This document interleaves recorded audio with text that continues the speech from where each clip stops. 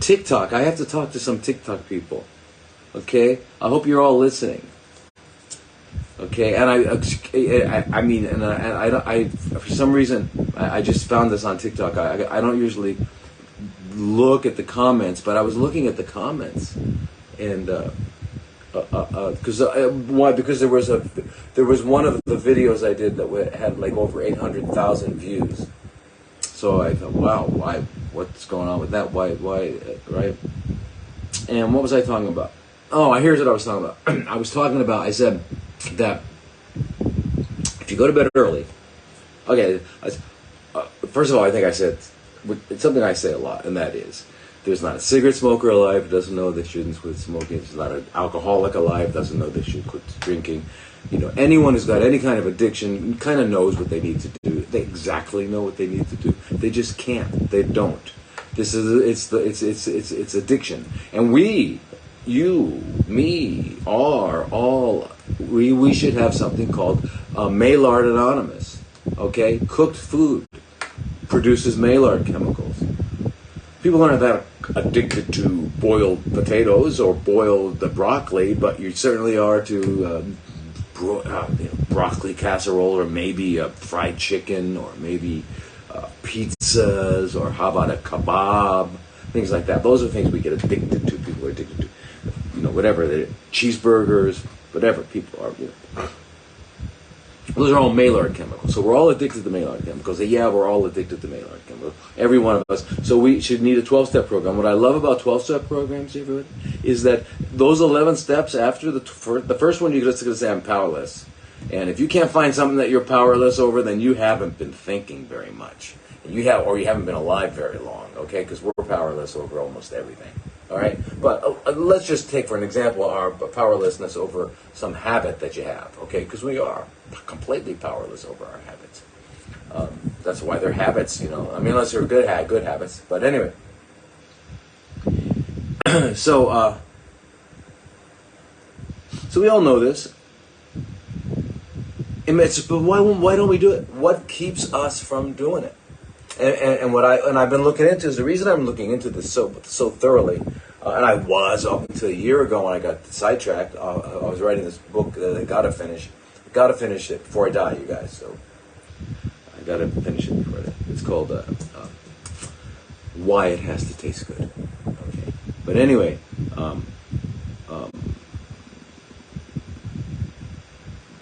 the thing with let's see if we get back to my thought.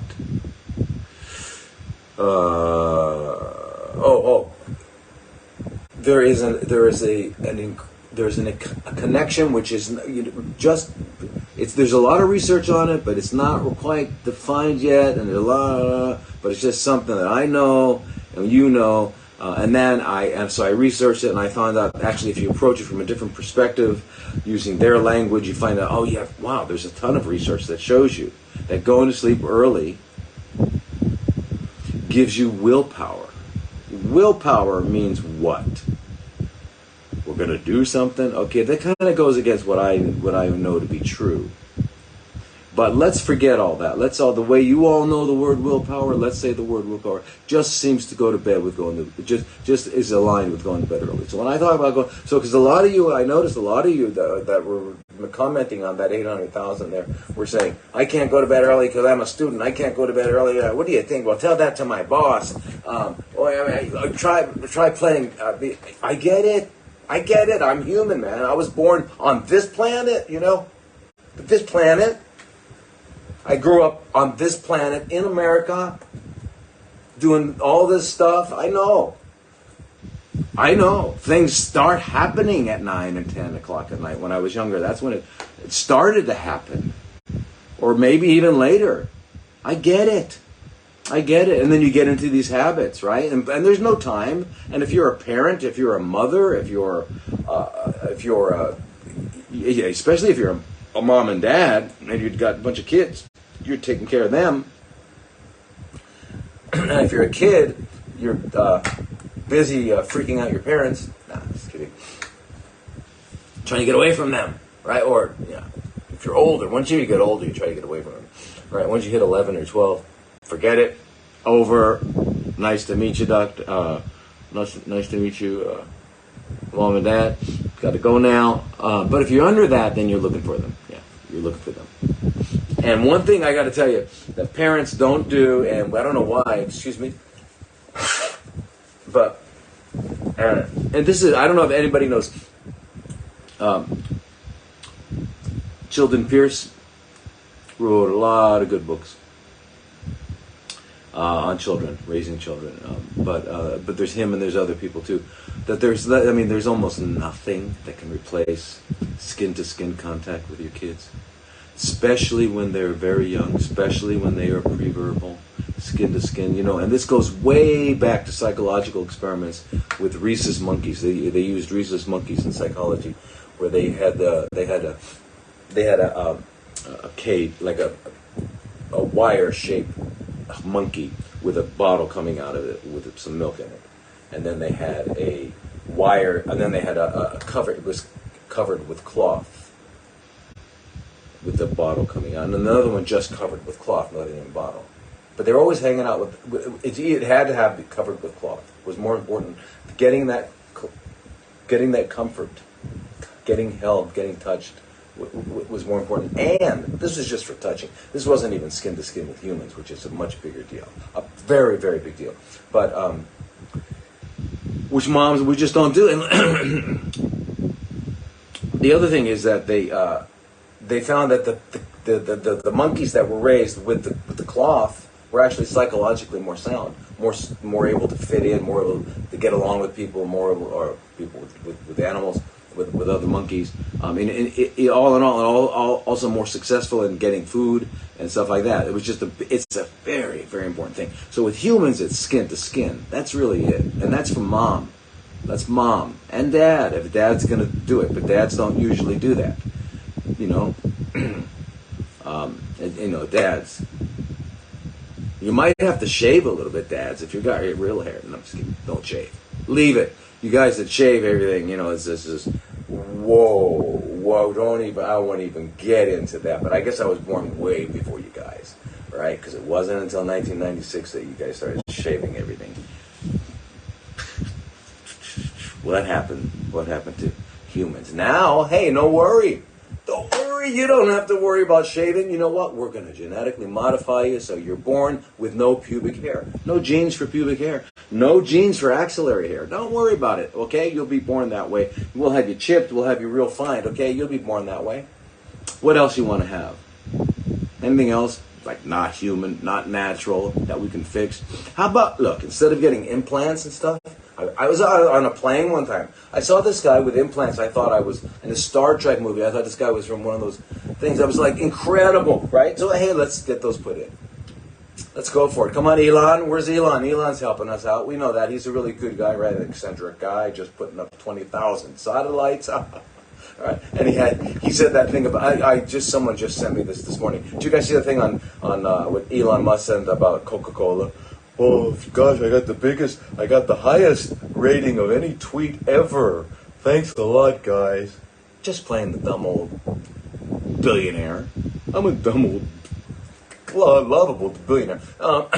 Because I said Coca-Cola should go back to putting cocaine back into Coca-Cola, and he got a big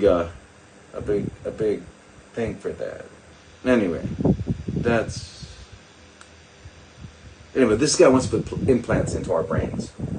We should all be implanted. We should all be cyborgs, machines, and stuff like that. Anyway.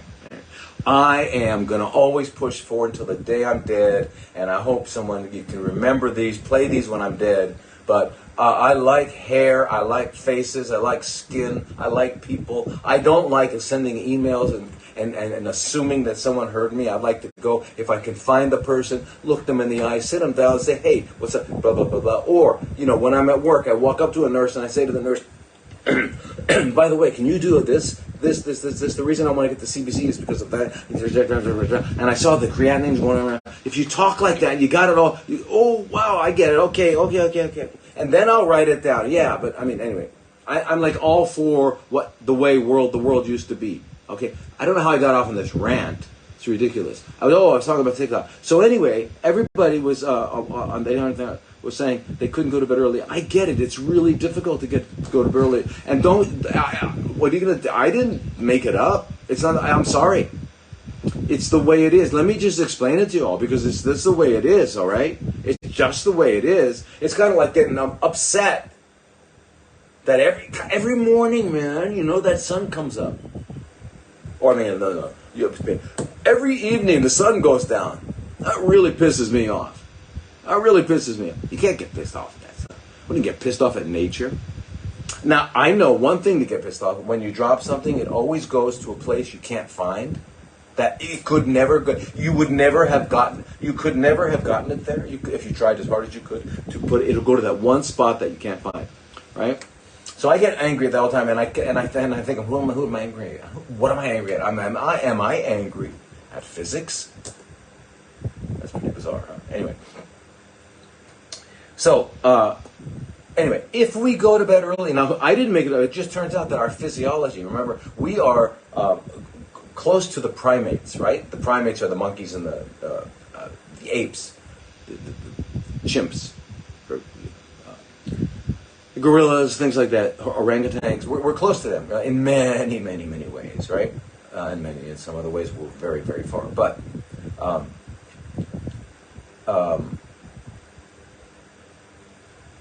and in that part of the where they live is where we kind of showed up. There's controversy from all angles how we got here. I'm not getting into how we got here. There's all sorts of stories. I've read them all because it's one of my greatest interests ever. How did we get here? What are we doing? Where are we going? What's happening? And not where are we going? What are we doing? Or what's happening? Because we aren't doing anything. I found out we're not doing anything. Sorry, and there's another subject we'll talk about again someday. When you're ready. I know you're not ready yet, but okay. But anyway, how did we get here? So there's a lot of questions. So how we got here. If you look at us biblically, the Garden of Eden what they found is probably around the middle of where Iraq is. Iraq is now sand that is covering oil, and that oil is compressed vegetation. So at one time Iraq was just lush like it is out there. I don't know if you guys can really see out there, not really, but anyway, pretty lush around here. But anyway, so that's how it was. It was tropics, subtropics. Or if you look at the scientific way with Dr. Leakey and all that, we came out of the jungle. We crawled out of the jungle, jumped out of the trees, all that sort of thing, right? Either way, we came out of the subtropics. So therefore, our physiology, and what is physiology? Physiology is the way your body works. It's the metabolism. It's the metabolic processes. What are metabolic? Metabolism is built of anabolism and catabolism, building up and breaking down, changing. Our body's always changing. Are we changing? Are we metabolically changing? Yeah. 37 million new cells every second, not every second, 37, try to think of that. Stop for a second. 37 million new cells per second. Wait a minute. Wait. I mean, if that doesn't make you say, wow.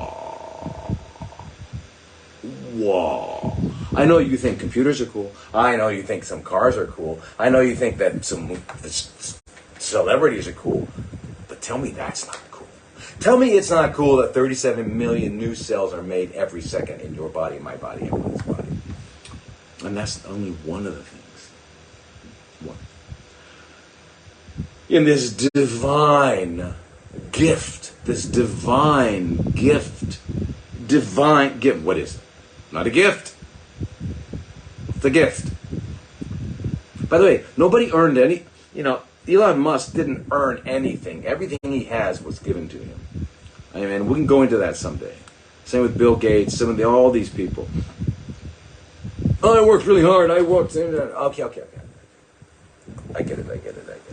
I'm talking about the fact that we were born.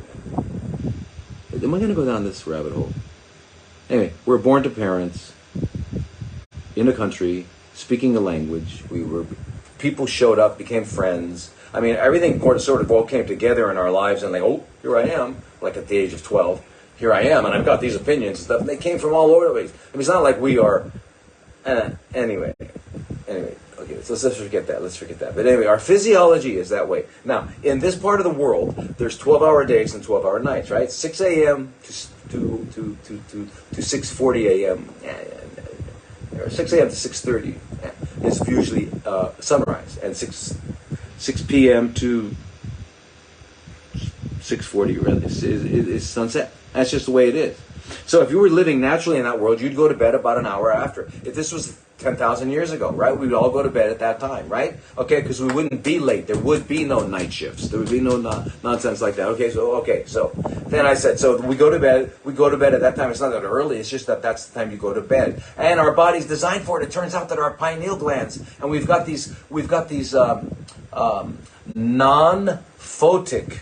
In other words, they pick up light, but they don't go to the occipital part of the brain that allows you to say you see something. They go right to the suprachiasmatic nucleus, which then goes right to the pineal gland. And what does it do in the pineal gland?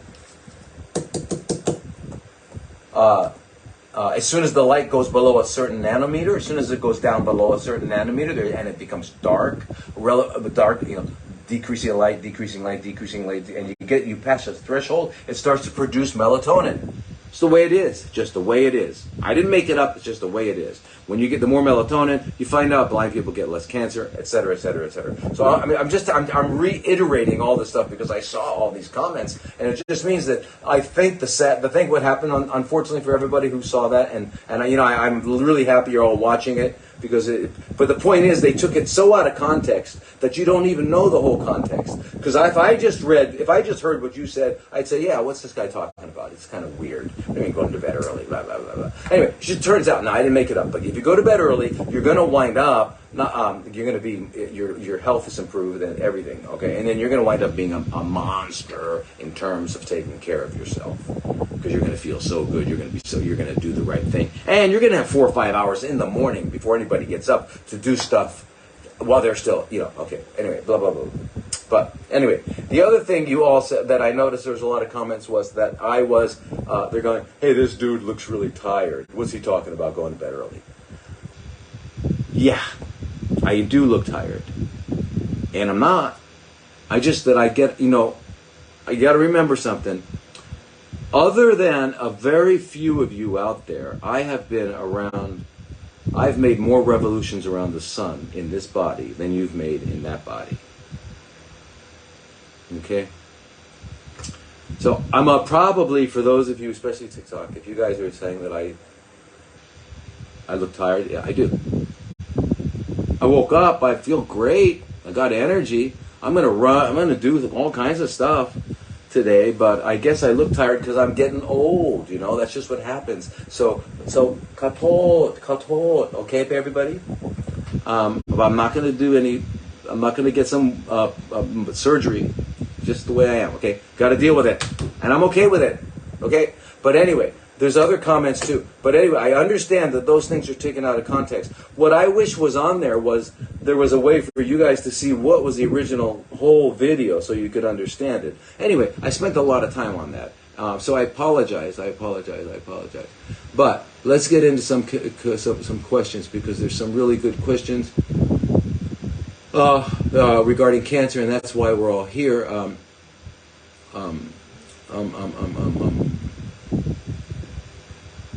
Oh yeah, here we go. Yeah, another guy. Yeah, something about as simple as sleep is very challenging for many people. What about athletes who have evening games and practices? Yeah, and what about musicians, man? What about musicians that got to play at night? And what about athletes? Yeah. What about? Yeah. I know. What can I say? I didn't make it up. It's just the way it is. It turns out to be the way it is. It's kind of like we can't fly, like birds. We can get planes, we can get helicopters, and who knows, pretty soon we'll be able to do other things. Some levitate, but we can't fly using the aerodynamic apparatus that wings are. Okay? So, anyway. Yeah. Need help with staying asleep. Okay, you know what? We're going to have a special on sleep, because sleep is a really big thing. But basically, for everybody who's having trouble sleeping, let me just tell you something. That you gotta sleep involves several things coming together in a perfect kind of storm. So hopefully you were active during the day. You've got some energy. You stopped eating 3 or 4 or 5 hours before you went to sleep, before it's time to go to bed. About a half hour before you go to bed, you turn off all electricity, all that. You make sure the room is dark, black, and it's only used for sleeping. Okay, if you're going to do other things in that room, do them in other rooms. Make that the room like the temple. You go into sleep. Okay, you go in there to sleep. You make the room cool so that you can hug something. People need to touch, hug. We need to touch each other, touch things, touch. Not, yeah. Especially organic stuff, right? I don't think we get off touching steel. But we like the touch of wood, right? Wood feels pretty cool. Yeah. We even like the touch of leather, the poor dead animal's skin. Yeah.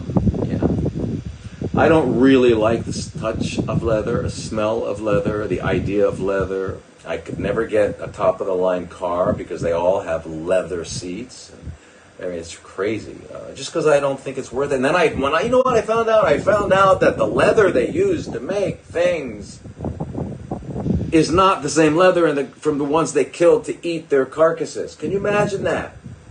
So they're like killing extra. And then you find out how they killed them. It's like, it's like, whoa. Okay.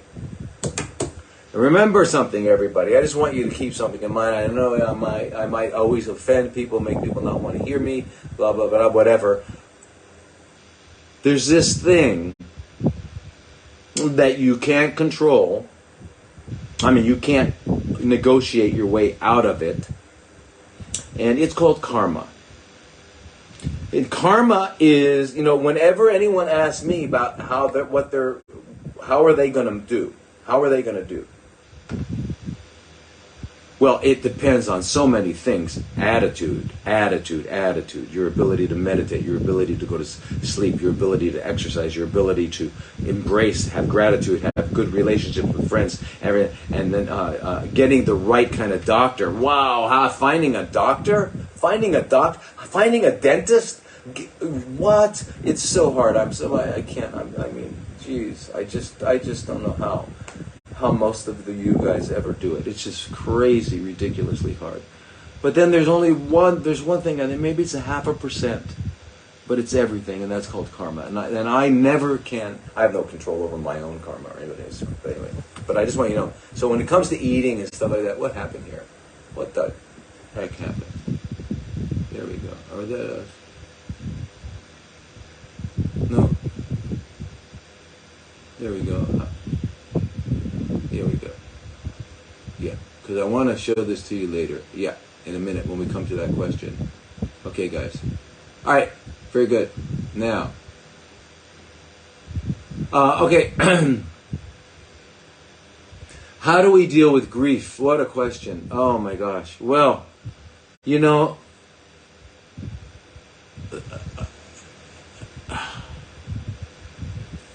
to deal with grief is, like that old expression, the only way out is through.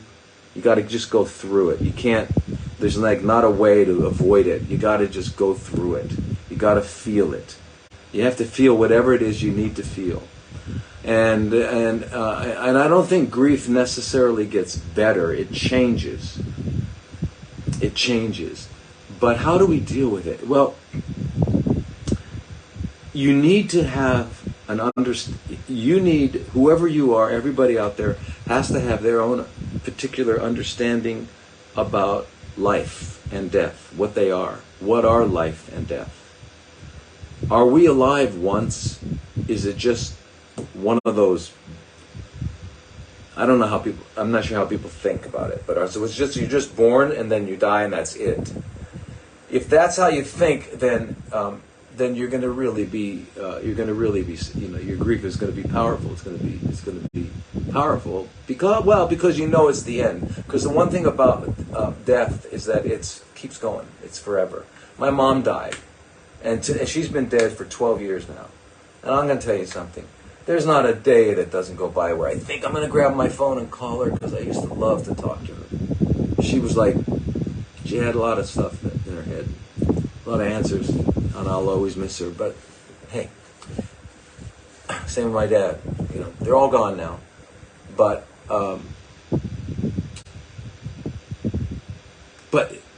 they're gone, and for me. So for me, you guys, I can't speak for you, but I'm telling you, you need to come to terms with what you think you are, and what people are, and what life is, and what death is. Because for me, it was okay. When each of my loved ones died, I was happy for them, because they were suffering, and I knew where they were going was better. I knew it. I knew it. I know it. I know they're okay. The ones that are not okay are the ones that are left here. So if our grief is based on our own, woe, poor me, then that's one thing. Okay, that's one aspect of grief. You know, I feel bad. I miss them. Okay, I miss them. Yeah. I wish they were here in their healthy form, enjoying their lives and stuff, and blah, blah, blah, blah, but that's just not the way it is.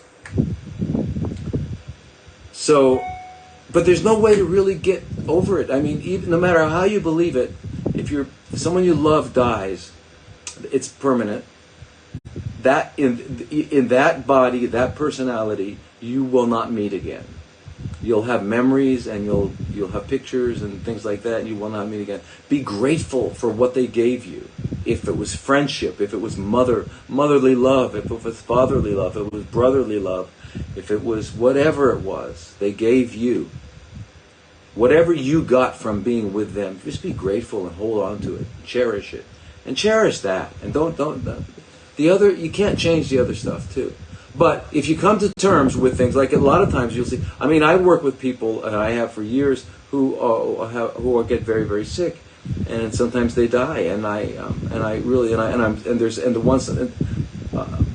the ones that are really, really sick and can't do well, I'm really happy for them when they do, because they're really, really, really were sick. And then I see sad situations, and some of you may be aware of them out there, where I see people trying to stay alive for their family, or for their somebody, or something like that, or I see the people fighting, or the family just won't let go. You know, one of the things, I'll tell you what I did, I can only tell you myself, and what I see, but what I did with my mom is we were lying in ICU. I'm an only son. She raised me alone as a single mom, so we were really close. Anyway, as she was dying, I had to let her know that she did an amazing job at raising me. And I told her, and I thanked her, and I said, "You did it. Your work is done. Thank you." And she died. So, you know, that's one way, is to say goodbye to them, even in your heart. Say goodbye in your heart. Say goodbye in your heart. Let them know, because remember, even if they left their body, for those of you who don't know, that we're not our bodies and we're not our personalities. In case you don't know that, we're not. Okay, these are just vehicles that are allowing this right now. Okay, but just tell them. And then what? Then we treat everyone that we love now as if it were your last day. And how about this? What if we treated everybody we met as if we cared about them? You know what? All the problems we see in the world will be gone. Now, I get it. Klaus Schwab is certainly not going to do that. Bill Gates is not going to do that. What's his? Trudeau, Biden doesn't exist. But his handlers, like Obama, all that, all these, I get it. So I'm going to get back to what I know, which is medicine. Okay. Anyway, dealing with grief is, you got to just deal with it. And but one thing about grief is that it gets to be less and less and less painful. It just does. It just does. Okay. So now.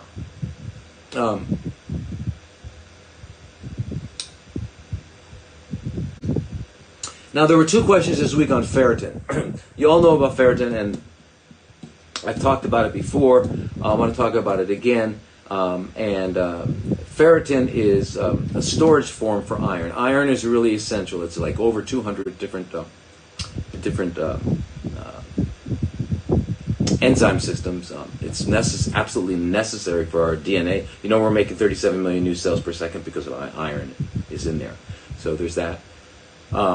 And so anyway, iron is really good. But iron is like a double-edged sword. You know, you need it, but don't leave it alone. Because if you leave it alone, it's going to cause damage. In other words, it's got to have a chaperone. So when it's going from A to B, it's got to have transferrin carrying it. And then when it's not being used, it's stored in ferritin. And then it's delivered to the place. It's picked up by a receptor. And the receptor escorts it to the place that it needs to do its job. Because what does it have? It's got all this holes for electrons. And it grabs electrons, and so it winds up producing free radicals. And it's very, very important. It's it's a big deal on how our body makes energy and does all sorts of stuff. So really, really important. But it also causes damaging things. So if left alone, it'll destroy your liver, it'll destroy your lungs, it'll destroy your brain, it'll destroy, so that's iron. So iron is stored as ferritin. Now what I learned from Dr. Kobayashi, working in Japan, that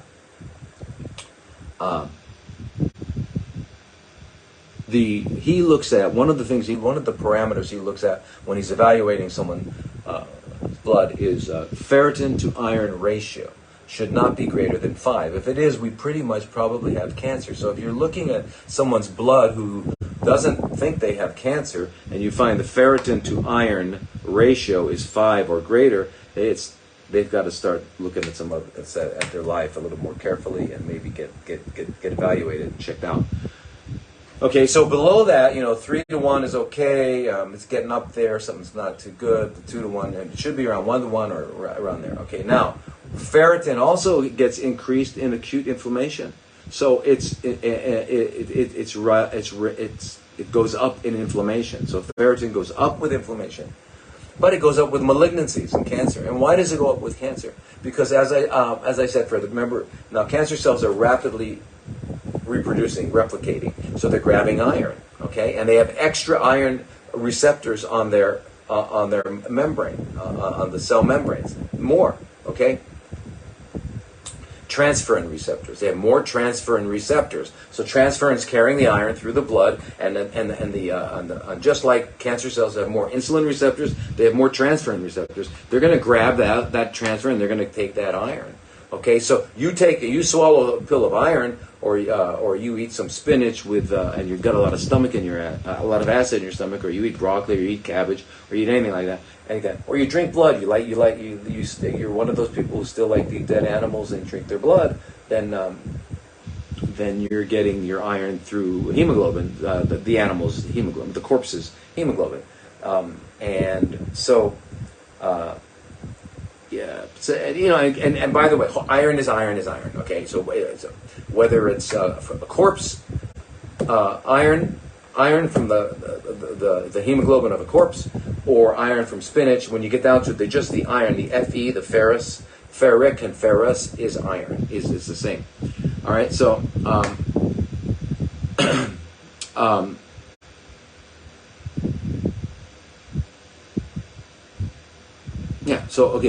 all right, now, so the fundamental thing for iron, as you know, is that it sits in the middle of our hemoglobin molecule, and it's how oxygen is kept on there, right? And we're carrying millions and millions of molecules of oxygen on each hemoglobin, and that gets delivered to our cells, and it's what keeps us happening. So it doesn't get much more important than carrying oxygen. All right. But the cancer cells, as I said, have more transferrin receptors, and they have more insulin receptors. They're ready. Okay, they need that. Okay, so you take iron, and you're going to probably get it to the cancer cell. Most of it's going to go there. Some will get elsewhere. Now, if your hemoglobin is low and you're anemic, and this happens a lot with cancer, as you find. So what do we see with cancer? We see iron go down, and we see ferritin go up. This happens a lot. Why? Because it's storing. Because the body wants to store the ferritin so that it's not freely available for cancer to develop, to grow. It's part of our defense mechanism is to do that. Okay, number one. And as a result, the iron goes low. And if the iron's low, the iron's necessary to make hemoglobin. So now we're not making hemoglobin, so we're not going to have enough oxygen-carrying blood. Okay, so it's a dilemma, and that's what we see with cancer. We see elevated ferritin, low iron. So now here, so what was your question here? Your question was regarding ferritin. Does it go down when cancer is active? I am wondering about a healthy range. Being vegan and eating max twice a day, my iron levels are low. I eat spinach, etc. It doesn't seem to be enough. I don't want to take meds. Thank you for your help. Okay, Anna Marie, very good. Good question. Great, beautiful question. As a matter of fact, yeah. Again, iron has two forms, ferric and ferrous. You don't need to know it. Yeah, you can know it. Okay, everybody, you guys are smart. I'm going to talk to you as if you were smart, okay? Because I know you are. Ferric means 3+. Ferrous means 2+. Okay? So, that's all. Now you know the name. So if you hear the word ferric, 3+. Ferrous, 2+. Okay, that's what that means. Okay? And the pluses are the amount of holes, negatives, availabilities for electrons. Or in other words, they need electrons. They're electron sinks. So a ferric, which has 3 pluses, has got big holes, going to grab some electrons. Okay, what else grabs electrons? Acid. What else grabs electrons? Positive voltage. So anyway, very much, very, very similar. So anyway,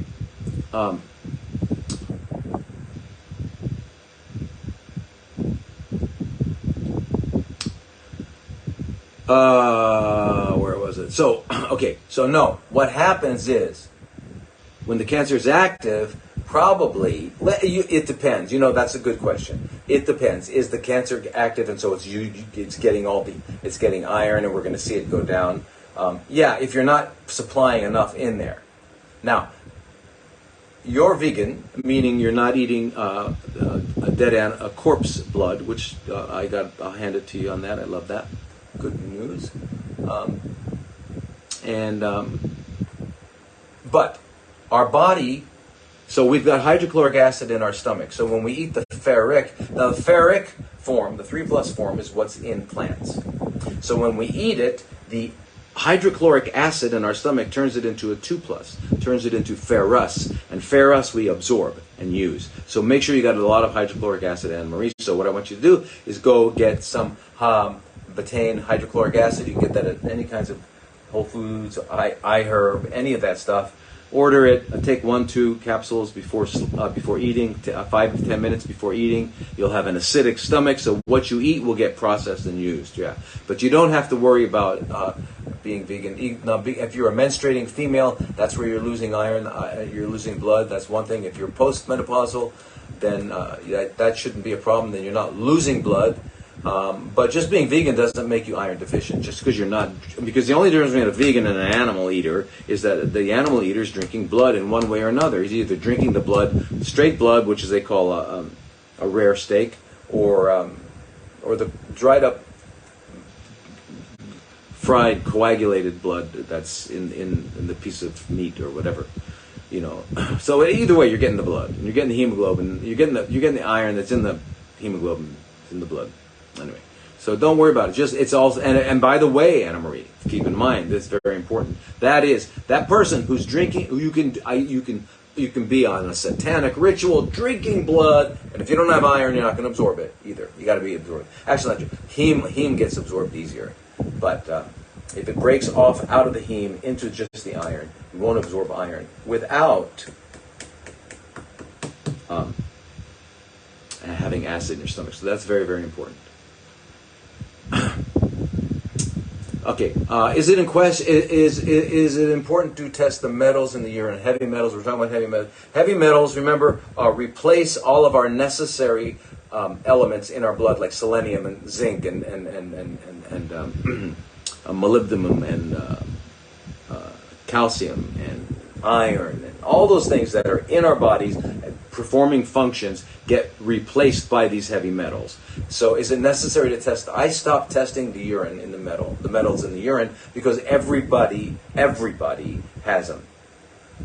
So I thought, let's just save the money and do something else with it, like get rid of it. You've all got it. We've all got it. We've all got heavy metals. We've all got stuff that you wouldn't believe. You're probably walking around full of uranium and you don't even know it. It's crazy. We are. So we all need chelation. Okay, that's the bottom line for that. I have one form. Is it okay? Was it wrong to receive 4 vaccinations against COVID?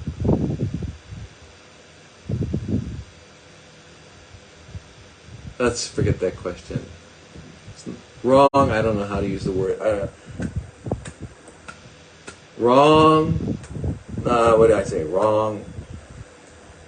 I don't. What am I going to say? I talk to people every day. They call me every day. I'm talking to people every day. They've been in full remission, and suddenly it's back, or they never had cancer. They were doing great, and suddenly they've got it all over. Just the person I talked to the other day, pancreatic cancer, out of the blue, all over the place. I don't know what to say about those things, man. But actually, chelation gets rid of the spike protein, which is the pathological component of these injections. Is a steam oven okay? Steam is steam. You're killing it. Okay, listen. If you get my Stop Making Cancer video, it's on drlodi.com. Stop Making Cancer. I have a thing there on cooking, a lecture I give with PowerPoint. But basically, in terms of Fahrenheit, anything over 119 degrees or more, you permanently destroy the enzymes. Okay, so steaming is 212 degrees. So no more enzymes. No more enzymes, dead. Food, dead. Dead. Not carrying life. And we're eating for what? Energy. So, is it okay to steam? Yeah, it's one of the least damaging. It's not good, it's less bad.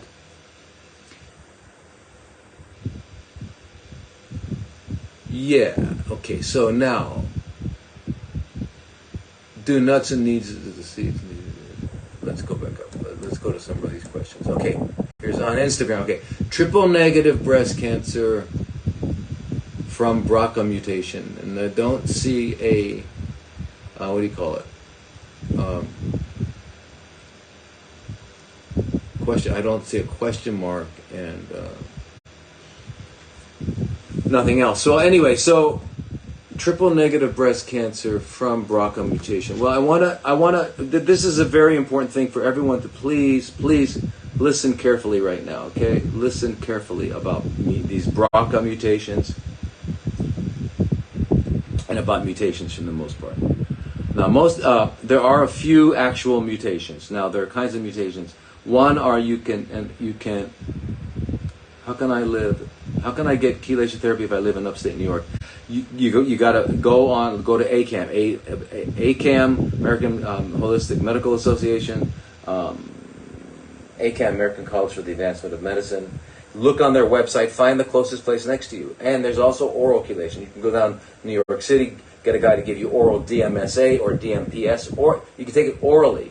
So you can go home and you can be taking it like twice, 2-3 times a week before you go to sleep and taking DMSA, and that's going to do good too. You can also get EDTA as suppositories, rectal suppositories, and you can take it orally.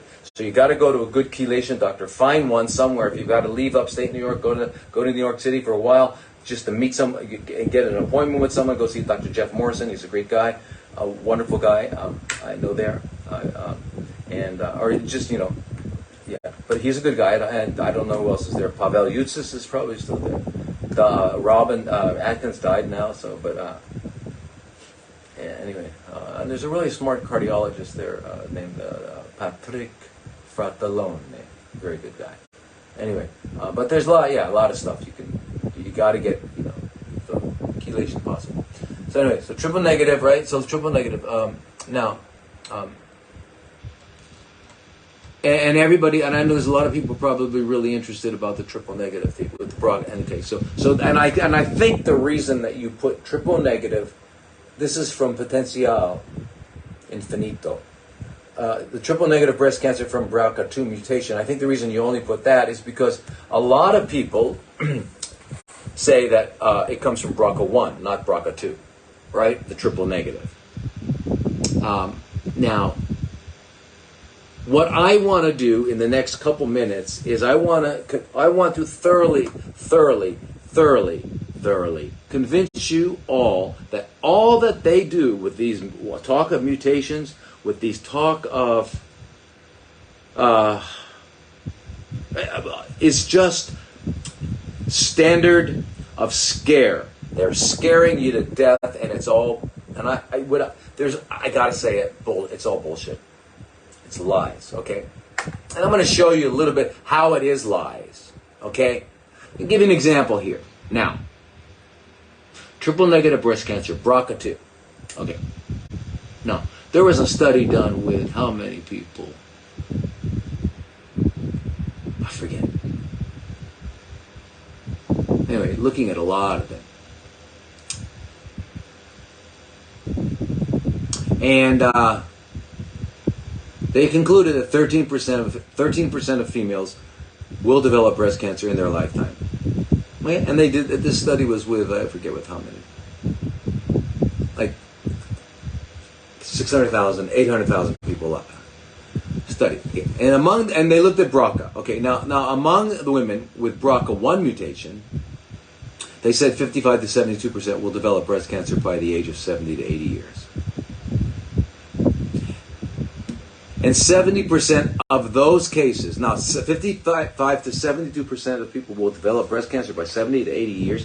What the hell is happening on this planet? Why would that be a statistic? It unfortunately is, but it doesn't have to be, okay? I'm telling you. But 70% of them will be triple negative. And what does that mean? We'll talk about that in a minute. It means nothing, by the way. It means nothing. Now, what they also found was that both BRCA1 and BRCA2 contribute to breast cancer are about the same. Anywhere from 2% to 5%. Okay, they're both very low. So, for example, 5.9% of the mutations of the women that with breast cancer that were diagnosed under the age of 36. Because the thing about the triple negative is supposedly that it happens with BRCA1 more often. But it happens, we're hearing from both as equally as often, but they say BRCA1. They say also it happens in black women and Hispanic women for some reason. And you know, when I hear those kinds of statistics, I don't believe them. Just like I don't believe, I know they're not true. I'm going to use the word red. I know that there's some kind of nonsense bullshit in there, okay? I know that, right? Just like AIDS, HIV suddenly popped up in the black and the homosexual populations. How did that happen? Is that what nature doesn't like blacks and nature doesn't like homosexuals? No, that's nonsense. All of this stuff is manipulated by the freaks who think they run the world. All right? But anyway, so these are the thing about triple negative, and triple negative is very aggressive. Okay. They're all aggressive. Tell me one that's not aggressive. They're all aggressive. It's particularly aggressive. Well, what do you mean particularly aggressive? Tell me what you mean. Just question these guys. Don't let them first of all, don't ever go see these doctors. And if you do see them, question them to death. Make sure they know what they're talking about. You're going to find out, I promise you, if you ask them enough questions, they don't know what they're talking about. Ask them, but they won't answer. They'll get mad at you first, and they'll kick you out first, okay? Okay. So anyway, so here what they had was, here. So the BRCA had 2.4%, and the BRCA2 had 4.1% of 36. 2.4% and 4.1. So that's a total of 7%, 6.5%. That means, what does that mean? Let's turn that around, people. That means that 95.4% did not have BRCA 1 or 2. Okay? 95.4%. Now here we go. Now, for those diagnosed between 36 and 45, 4.1% had BRCA1, and 1.9 had 2, and 2.2. So 98% didn't. The point is this. So what should we take home from that? Should we take home that if you don't, that BRCA might be protective? Why would I say such a stupid thing? Because I got BRCA. I've only got a 2.4% chance of getting it. But if I don't have BRCA, I got a 96% chance of getting it. What the hell? Yeah. Well, look at that's their statistic, not mine. But that's what they're saying. But they don't let you look at it that way. They've turned it around. They play with it and play with it so that you get all scared and you run and you donate your body to, not to science, but you donate your body to their pockets, to their actuarial tables. And they have actuarial tables. They know the age you walk in, if they can find a diagnosis, don't let them diagnose at you. Don't let them put that spell on you. Don't let them say that. Don't let them say that. Become undiagnosable. Don't let them say it. When they say it, now you fit into this algorithm, and they will be able to extract $397,000.85 by the time you're dead at this particular age. That's what their tables tell them. That's what they know. And that's what they're going to do. And they're going to make sure you're going to get a mammogram, even though it's dangerous. They're going to make sure you get this procedure, even though it's dangerous, because everybody in the union needs to get paid.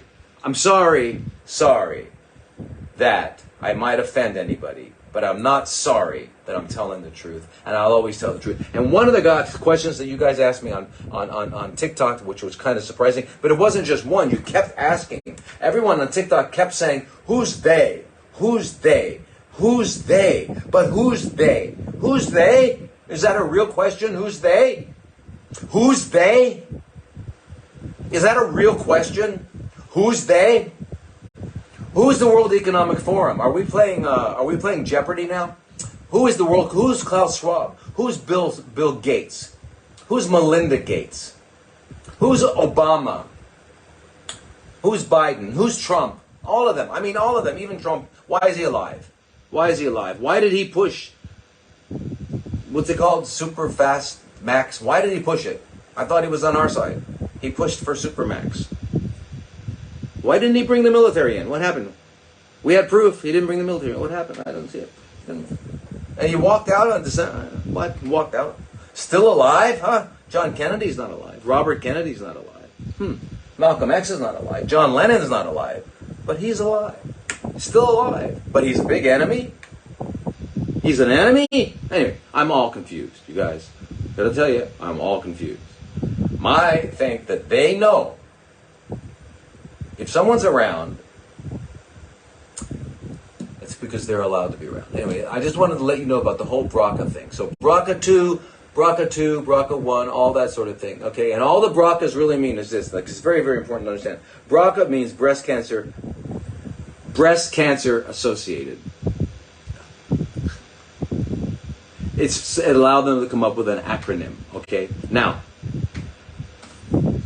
when the DNA is, when our cells are dividing, we're making new cells. There are all kinds of errors. They happen all the time. So we have all these hundreds of repair mechanisms. Okay, some are called tumor suppressor genes, and other. But there's all these. So there's one specific gene that is a double-stranded DNA repair mechanism, and that's. So if it gets, if you get an inherited defect from your mother or your father, doesn't matter. Okay. It's depending on where that deletion is, then they'll be called BRCA 1 or BRCA 2. But if you don't have the other one from your other parent, you don't have it full blown, and you're still fine. You just got to live a really healthy life. You just got to live a really healthy life. And what should you do if you don't have any BRCAs? You better live a very healthy life. Why? Because we just saw that, yeah, if you had BRCA, you had a 5.9%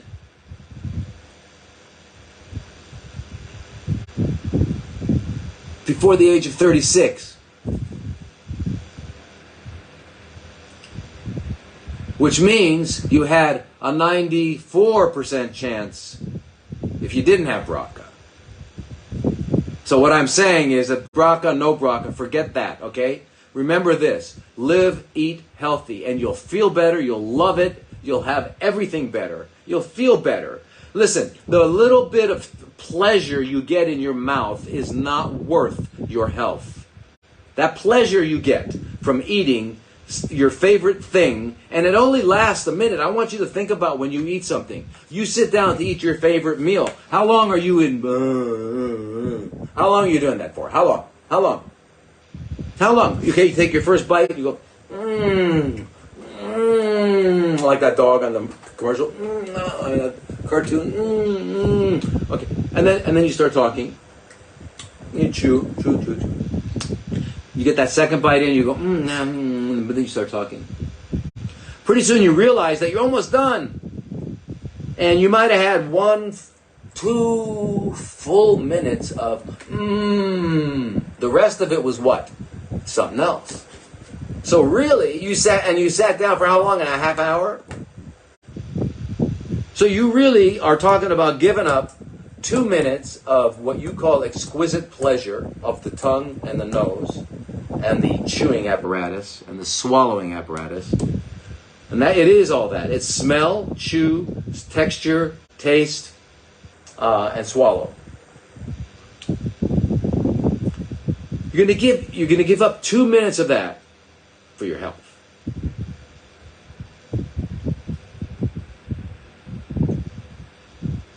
Okay. You gotta put it in perspective, guys. Put everything in perspective. All right? It's not worth it. No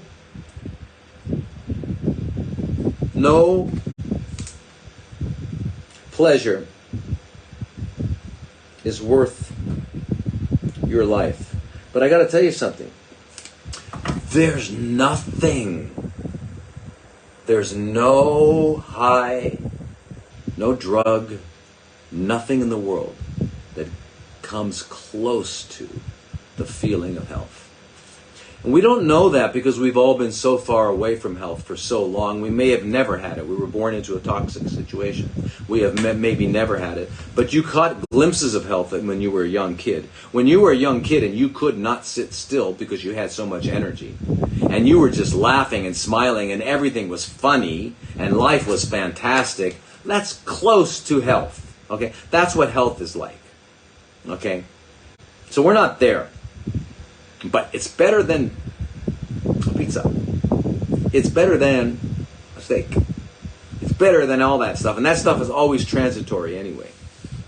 So basically, and I want you to, and I'll use this word just because I know you'll remember it. Because remember, I don't know if you're back in 1992, but you remember George Bush and George Schwarzkopf, right? They bombed because there was weapons of mass destruction. You remember that? Another one of the stories they told. Who's they? Who's they? They, what I was talking about in that video, were the ones that run the institutions that are these magazines like Journal of American Medical Association, number one, the New England Journal of Medicine, the British Journal of Medicine, okay, all of these, the journal Nature, all of these things, the editorial boards, all these people who decide what's going to be published, that's the they in that context. And they are paid off, and it's all, and look at them, they resign all the time. They're having to resign. So that's what I was talking about in there. But what the heck, where was I? Where was I? There you go. Chop that out after you chew it. There, you know what I was thinking too? Another good one. Let's do this. Let's put the surgeons to some really good work, okay? Let's develop a procedure where you can have it. It's right here. Right in here. So you smell it, eat it, chew it, swallow it, and it comes right out. Wasn't that perfect? Perfect.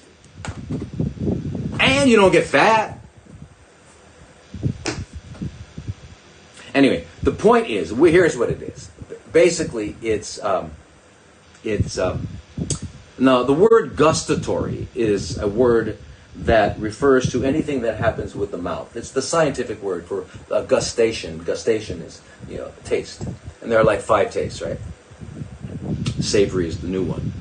But salt, sour, bitter, and sweet. The rest of all of your sensations of eating are from your nose, are from smelling.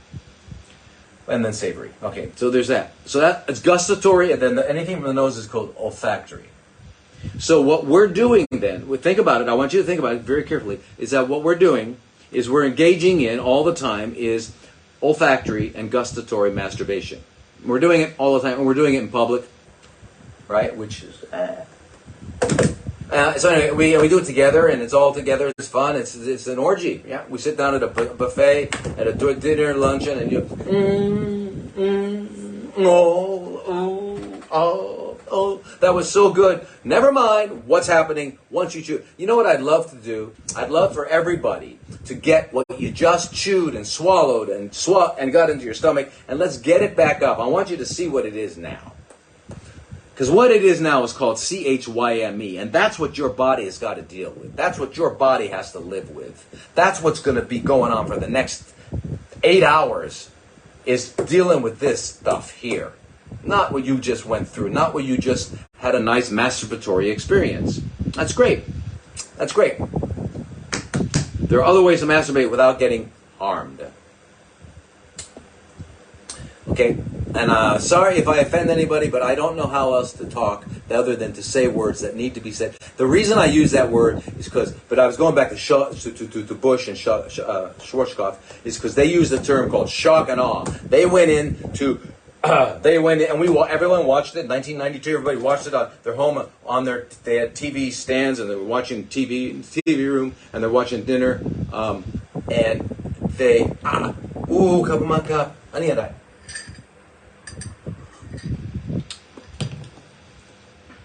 Aloy ma, Ben gaparay na. Mapao. Kapumaka. If you remember, they called it shock and awe. Shock and awe.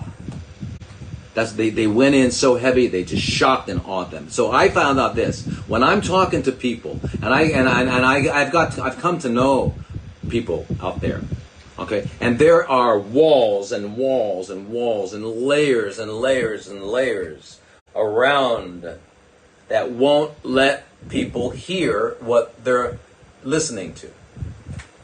Layers, thick, will not let them listen.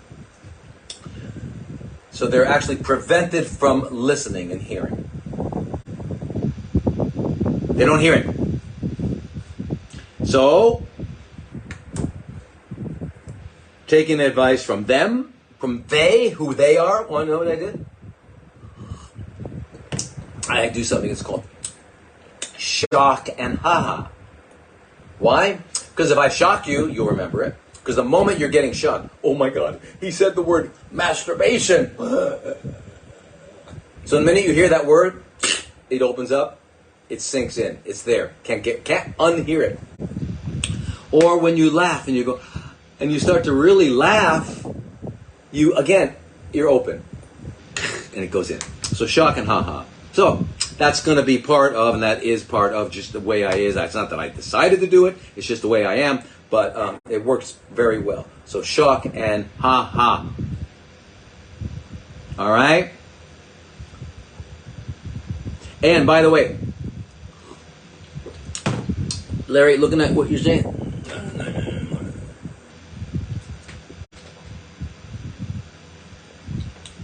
30-day water fast, but advises medically supervised by experts, suggesting listening to Lauren Locke. Man. Anyway, I'm not sure who that is. If you're going to do a 30-day, not in spite of the fact that we're going to fast, the only reason fasting is relevant here, because I'm going to get back to the questions, the reason fasting is relevant here is because if you want to learn about eating, you stop eating. How do you learn about sleeping? How do you study somebody who's sleeping? How do you study the concept of sleep when you're awake? Anyway, just to get you an idea. So, we learn about who we are in terms of how we eat. We learn our relationship with food, which is what you got to get to, right? It's your relationship with food that is what we're talking about. You learn about it when you stop eating, right? And it's very interesting. The talk I did the other day with on fasting and juicing didn't go very far. The one with Nathan Cram, I'm going to have to make my own. my own on that, but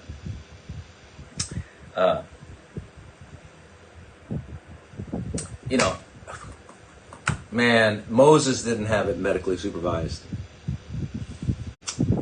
Jesus didn't have it medically supervised. All the great saints that were sitting in the monasteries didn't have it. All the great saints in India didn't have it either. So, anyway, but in this day and age, have it medically supervised. Yeah, I agree. Anybody above 2 weeks,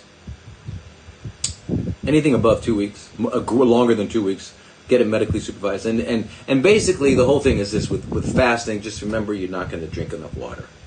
And you have to. So that's the problem with fasting. If you drank enough water and kept your colon clean, you'd be great.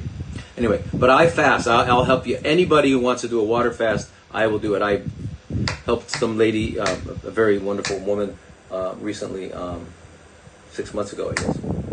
She went through a good 21-day fast. I guess it was good for her, and I've helped other people since. So, yeah, 21-day fasts are not hard to do. They're really, really important. We can do them online. We can figure out a way to do them online.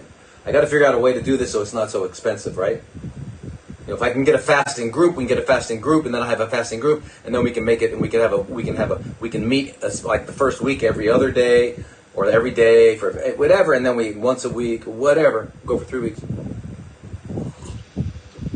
I mean, on Zoom and something like that, we'll come up with a way of fasting, because fasting is very, very important. But anyway,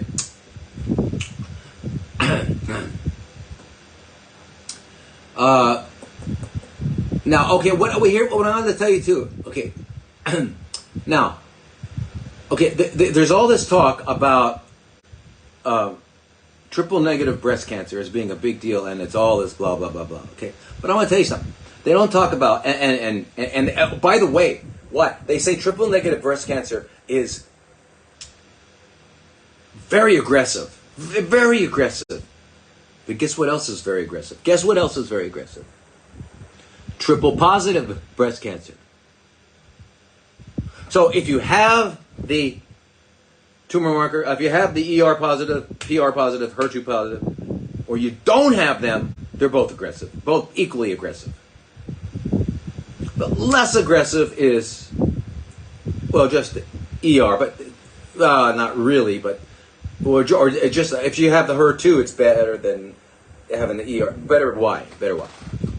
And then, what if you have just PR? Well, there's no drug for PR. By the way, if you look up all the literature, you tell you, okay, so if I gotta have breast cancer, what's the best one to have? DCIS. What's DCIS? Ductal carcinoma in situ, which means it's not cancer.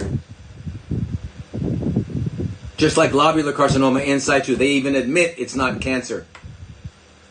In situ. No. So, anyway, but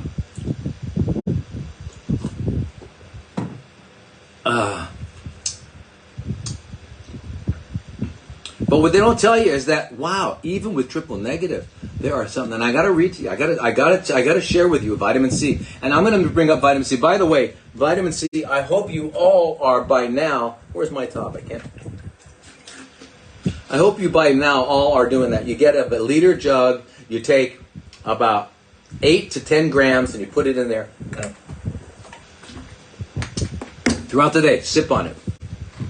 Slowly get that in. You can't absorb more than a little bit at a time. Get that in there. It is so important. You're on tamoxifen for 5 years.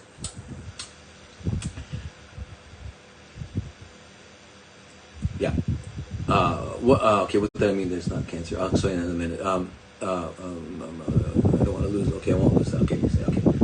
So ductal carcinoma in situ and lobular carcinoma in situ, LCIS and DCIS are basically what they call stage 0. Stage 0 means that it's basically you've got just one little spot in there that has begun to ferment. That's what cancer is. It's a fermenting cell. It's begun to ferment. It's begun to ferment. It's not even, it hasn't done anything yet. It's not anywhere yet. Okay.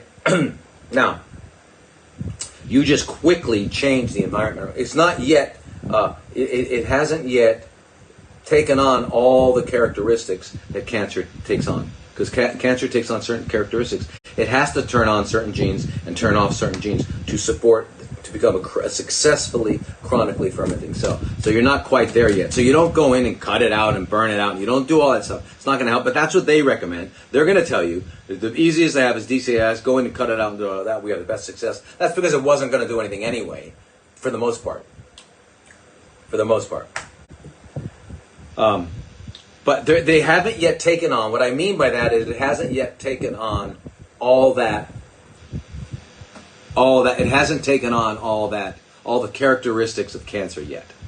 All right? So it's not yet there. It doesn't fit into their paradigm. So it's really easy. Now is the time to do 100% lifestyle. 100% lifestyle. 100% and do it right, and do it lifestyle right, and do it right. And I want to tell you something. So it's about the vitamin C, and we were talking about triple negative breast cancer. So here, this is a study. It was in 2019, not long ago. Here's the title of the study.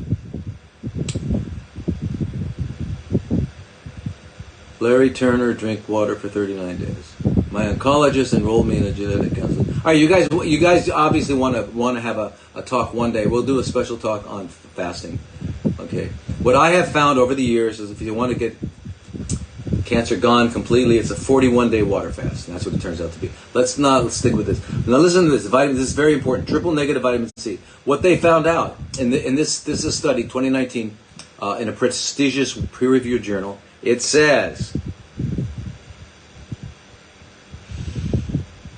vitamin C inhibits triple-negative breast cancer metastasis by affecting the expression of YAP1 and synaptopodin-2. Okay, now, you don't have to know what those are. It doesn't matter. It's just their words. Forget it. But anyway, so it's triple-negative breast cancer. It's supposed to be terrible, right? It's supposed to be blah, blah, blah. Vitamin C inhibits its metastasis. Why do people usually die from cancer? If they don't die from the treatment, they usually die because it's spread to another organ and other organs, and they start hurting disturbing the function of that organ. Okay.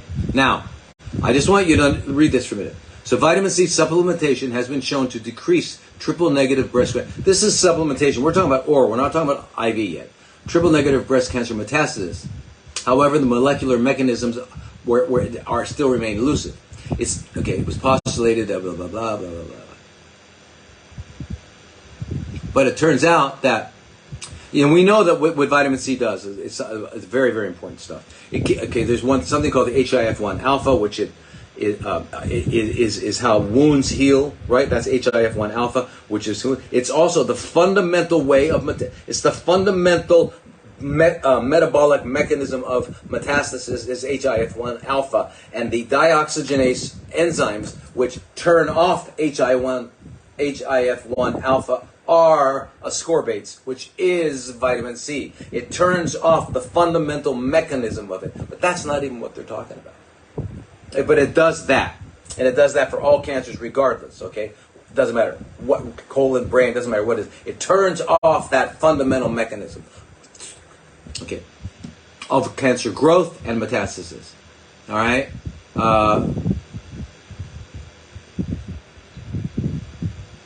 So vitamin C treatment upregulates the expression of synaptopodin-2 and downregulates the expression of the transcription coactivator YAP1, both genes in the Hippo pathway. Okay, now these are genes in the Hippo pathway. The Hippo pathway is a pathway that they call it Hippo, that deals with metastasis. But the point is, they weren't mutated; they were just turned off. One was turned down, one was turned up. Upregulates the expression of synaptopodin-2 and downregulates the expression of transcription. Did you hear that? It's not a mutation. It's not a mutation. It's not a mutation. Not a mutation. That's hard to get through, I know there's walls out there, and you're still going to walk away. Someone's going to walk away today thinking that there is a mutation. Okay, overall, these results suggest that vitamin C inhibits TNBC, triple-negative breast cancer, because they can't write it out, they've got to come up with this stuff, by affecting the expression of SIMPO2 and YAP1. Vitamin C may thus have a potential role in prevention and treatment of triple-negative breast cancer. Inadequate vitamin C intake has been associated with the risk of breast cancer and the mortality of breast cancer patients. What? Hear that again. Listen, everybody. Inadequate vitamin C intake every day. Inadequate vitamin C intake has been associated with the risk of breast cancer and mortality in breast cancer. What else is it true for? Colon cancer, pancreatic cancer, all cancer, sarcomas. It turns out why? Because it's fundamental in turning off the it turns off the foundational metabolic process known that is cancer. Okay? This is big news, big news, happy news, celebrating news. Be happy you heard this news. So for instance, a meta-analysis of 17,696 patients showed a statistically significant association between the use of vitamin C supplements and reduced mortality. Wow, that's just taking it orally. We're not talking about the IV. The downregulated expression of the SVC in breast cancer could under blah, blah, blah, blah, blah.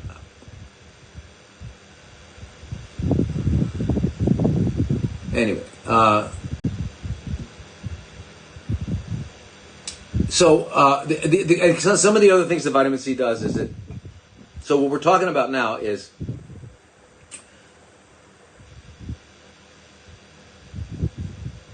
loss of the 5-hydroxymethylcysteine is an epigenetic hallmark of breast cancer and other cancers. Okay, so loss of the, for short they call it 5-HMC. Okay, loss of that is an epigenetic, not a genetic, epigenetic hallmark of breast cancer and other cancers.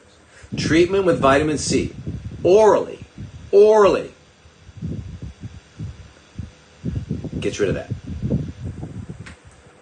And then some of the other genes that are expressed, such as the SNOP2 and the YAP1, get modified as well, orally, okay? Our results showed vitamin C treatment downregulates the expression of YAP1, which further inhibits the activity of YAP1. Subsequently, vitamin C treatment inhibits both F-actin assembly and lamellipodia formation, which correlates with the changes. Okay, so here we are. Vitamin C, you guys. Vitamin C. Never, ever forget to take vitamin C. And there's all these clinical trials, so if you got any doctor out there telling you that there's no clinical studies, tell them to wake the fuck up, okay? Because there is a lot of studies out there. A lot every day coming out. Here's published 2021, the Journal of Experimental and Clinical Cancer Research, okay? Good journal, October 2021. What is the name of the article? High-dose intravenous vitamin C, a promising multi-targeting agent in the treatment of cancer. What did they find? They found that as cancer-specific pro-oxidative cytotoxic agent, number 1, anti-cancer epigenetic regulator, number 2, immune modulator, number 3, reversing epithelial to mesenchymal transition, which is how cancer metastasizes, number 4, inhibiting hypoxia, which is the underlying low oxygen driver of cancer, number 5, oncogenic kinase signaling and boosting immune response, 6 and 7. These are just some of the beginning things that it does. This is a published study. So you tell your doctor, whoever he is, published in the Journal of Experimental and Clinical Research, published October 30th, 2021. Okay, high dose, and this is high dose. When they say high dose, they're talking about one up to 4 grams per kilogram. So you figure out how much you weigh. All right. So if you weigh 60 kilograms, we're talking about 60 grams. Okay, that's it. This is just studies. I'm not going to go into it anymore because there's a lot more questions. Where are we? Yeah.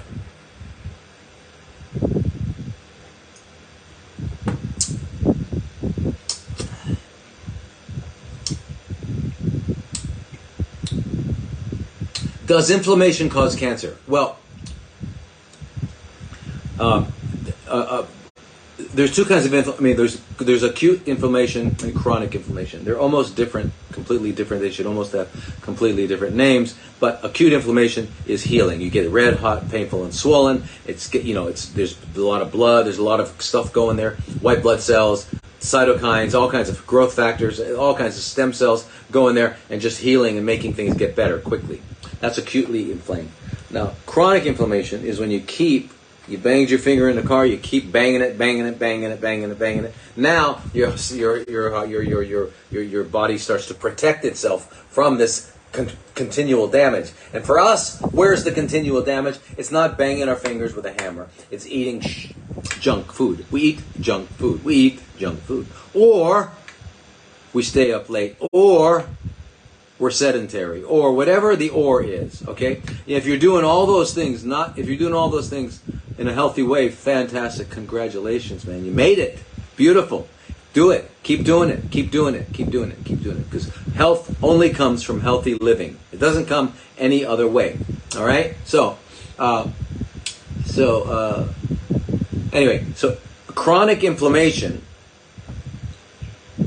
is kind of the underlying physiology involved in long-term diabetes, long-term high blood pressure, long-term stroke, long-term, all of these conditions that are degenerative conditions where the bodies are we're not functioning that well anymore, are due to it's a chronic inflammatory state. So saying that it causes it, it's like, it's not that it necessarily causes it. It's just it's part of what it is.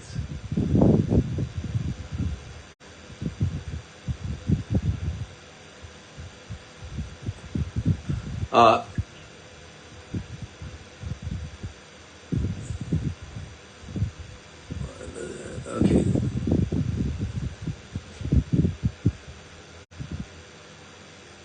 General health for vitamin C, we all need 8 to 10 grams, depending on the size of our body, per day, in small amounts throughout the day to make our physiological needs being met, because our body is full of physiology. I mean, it has a lot of physiological needs for vitamin C. Okay, and we're not meeting those needs, unfortunately, because of the way we're eating. So everybody needs that amount. Now, what was that other question? Do you believe if your mind is not at peace and you're eating right, cancer will come back? Now, that's a good question. One thing about the mind, I want you to understand, please, everybody, please understand this. It is rarely at peace, and if it gets at peace, it rarely stays there. That's just the nature of the mind. So don't think that you can get to peace. And if you're not at peace, don't think it's unusual. And that's not the point. The point is learning how to, as much as possible, turn off the thinking. When you're not using, let's try to use our minds more like we use a tool, right? I mean, unless you're a carpenter, you don't walk around with a hammer all the time. But when you need a hammer, you go get it. The mind. The thing about the mind is if you don't keep it busy doing something, like you're working on something, it goes in circles and drives you crazy and makes you think negative things and makes you afraid. So you've got to learn to shut that part up. And that's what I'm talking about. But eating right is absolutely essential, always. And that will help your mind be mellower. But your mind will get crazy. No matter who you are, no matter where you are, it will get crazy. So you've got to learn to put the top way to turn it off. And the way you turn off the mind is by shutting it up. And that's through different methods that we've spoken about in the past. Very, very important. Because why? Because when you're afraid, angry, regretful, sad, your immune system is suppressed, and we can't have that in a healthy body. It's not compatible with a healthy body. So, now, we want to stay happy. Not everybody is smiling all the time. Most people are not. But just be able to turn it off. Develop it 4, 5, 6 times a day for 2 minutes. 2 minutes. Learn to just listen to your breathing and shut up and be quiet. And learn to just listen. Listen. Go to the bathroom first. Make sure you've done everything that you have, and then sit down and do that. And if you want to do it with your prayers, do your prayers first, and then just sit back and just listen to your breathing and be very quiet and turn it off. And learn to control this thing. Okay, that's good. So, but no, if you're eating right and you're working on that list and you're doing all that stuff, it's the best you can do. I was diagnosed with breast cancer, but all my tests were perfect. Does this make sense? Well, I'm not sure what your tests mean. You probably mean blood tests, and that makes sense. A lot of times our blood tests are normal. It doesn't matter if it's breast cancer or colon cancer, pancreatic cancer. It doesn't matter. And it's got a tumor marker. The tumor markers are normal. Everything's normal, but you find this tumor. So that's not unusual. It's not unusual. It just means that you're still in a pretty good, healthy condition to get through this. And you will get through it.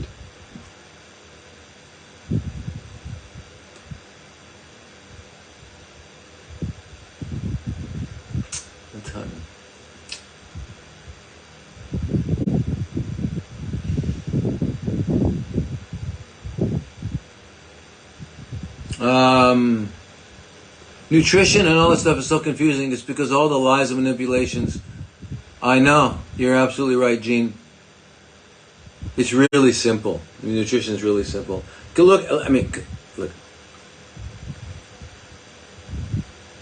Anybody have a dog? Cat? Bird? Fish? They never talk about it. You put them out in the wild, they will figure out what to eat.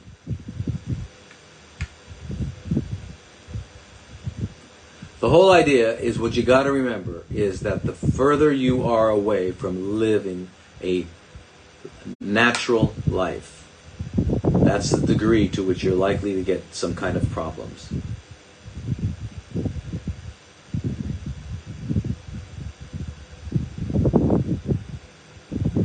Right?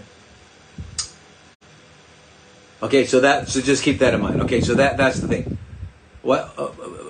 Please advise me on the correct vitamin C, please. Correct vitamin C.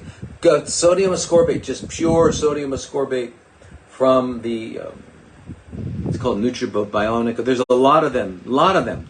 Pure sodium ascorbate. It's a powder. Just put it in this water. That's all. There's a lot of them. Just pure sodium ascorbate. Nothing else in it. Nothing else in it. Sip it. That's it. That's it. It's so easy. Okay? Pure sodium. What vitamin C is better? Ascorbate is ascorbate. Ascorbic is ascorbate. Ascorbate is the salt. Ascorbic is the acid. Ascorbate is better because you don't want, it's just easier to drink. And it's usually in that form, and it doesn't matter. But yeah, either it doesn't matter. Get it in your body. Get it in your body. Get it in your body. Okay, so now, where are we? I wanted to find if there's any more questions here. My doctor is monitoring my blood pressure. It fluctuates from very high to very low. So, I'm sure he's looking at your adrenal glands. That's one thing that can do that. Yeah, we need to, I don't know, I'd look at your lifestyle, I'd look at how much sleep you're getting, I'd look at how much exercise you're getting, and I'd look at some of your relationships, I'd look at the kind of food you're eating, I'd look at, is there any relationship to eating and blood pressure, stuff like that. There's a lot of stuff to look at and do. So that would be a whole conversation. How to reduce chronic sinusitis. Usually, chronic sinusitis is many, many times, is due to a deep-seated, unknown dental infection. And that's what you got to find out. But you got to go to a holistic biological dentist, right? Other than that, if you're chronically allergic to some sort of flower or ragweed or something like that, and that's chronically causing an inflammation of your sinuses, because sinusitis means inflammation of sinuses, chronic. So anyway, let's see, help me through that.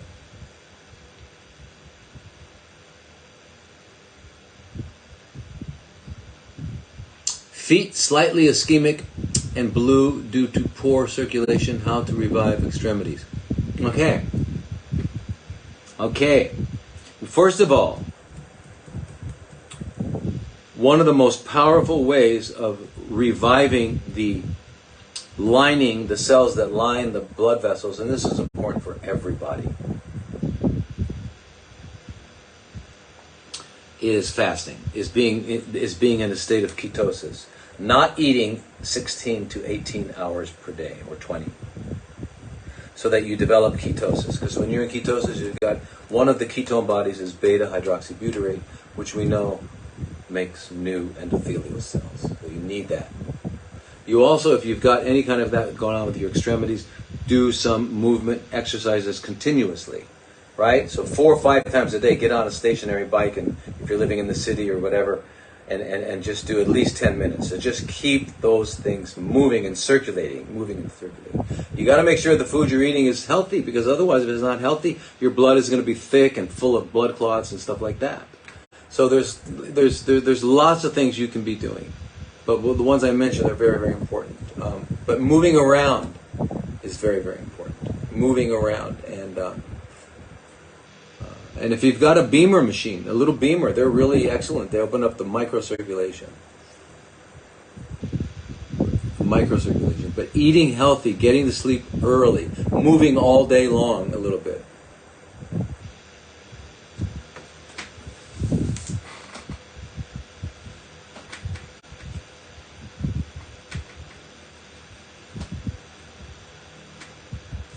If you have stage 4, what's the first thing you would do? First thing I would do is go on a long fast.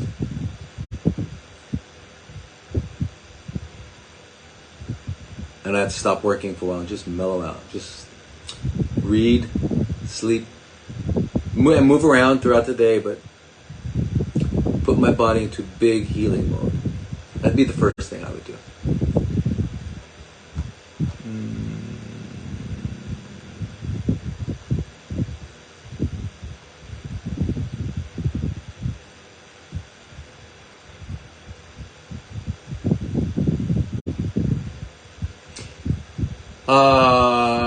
What is supplementation can you recommend for malabsorption? Malnutrition problems. Thank you in advance. Well, there's no supplement for malabsorption, really. I mean, except for glutamine.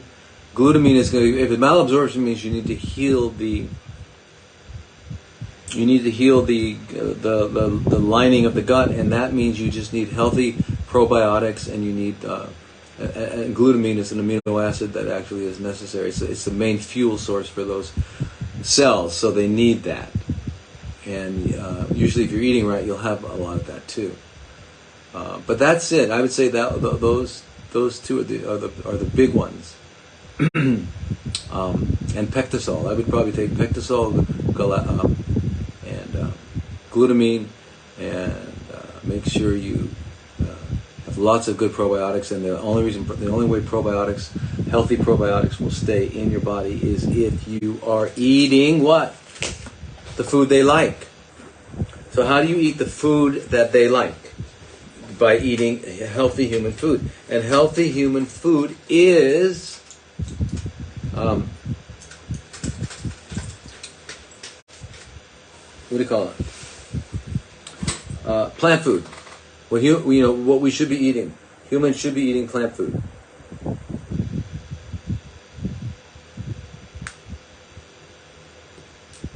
So, if you're eating plant food, if you're eating insoluble fiber and soluble fiber, then that means you're going to be feeding these bacteria, and these bacteria will make you healthy. They will make you healthy.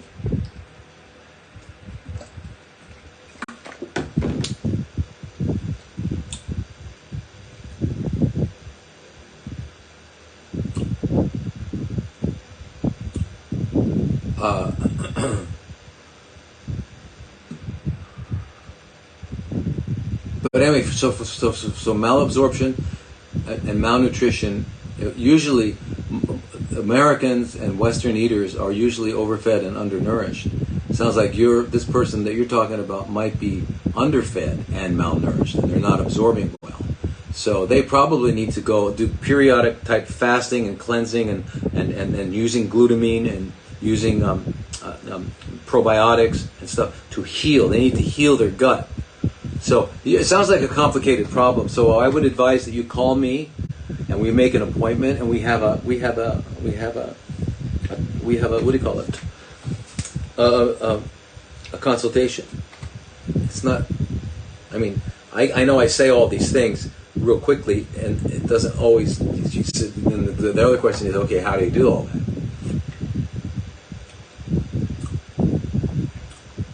So now, from Lena here, there's suggestions for treating ascites. Well, ascites is usually from, well, either liver failure, liver cirrhosis, liver failure, a blood clot in the portal vein, portal circulation, or cancer, abdominal, different kinds of cancers, from ovarian to colon to, and even metastatic breast cancer to, just, yeah, unfortunately. So number one, you've got to try to get rid of the underlying cancers, but in the meantime, basically, ascites is the accumulation of the water from the blood. It's called serum or plasma that leaves the blood vessel, extravasates through the wall, and this is due to different things to do with just basic physical chemistry. It goes through the wall and accumulates into the abdomen, and then that ascites gets in there. And once that's in there, then that kind of makes the person feel full. They really don't feel like eating, and if they do eat, they're not going to get much out of it. It makes you lose your appetite. You don't feel too well. If it's too much, it'll actually push up on your diaphragm, and you'll be short of breath. So yeah, it's really not any fun at all to have ascites. So the best way to deal with it is if it gets to be too much, you got to drain it. It has to be drained. You have to go to a doctor. They can drain it. But the way to try to prevent it, there's a couple drugs that are used. One is called Lasix. The other one is called aldactone. And these are drugs that are used standard. Yeah. So aldactone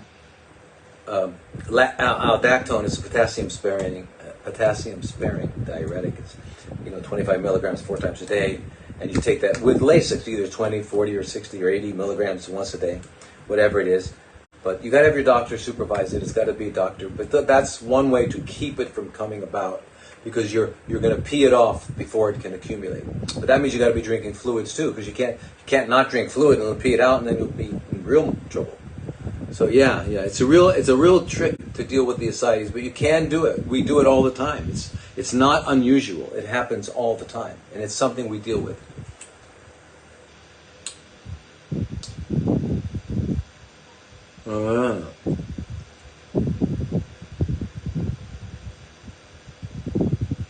Larry, you know what? You and I need to talk.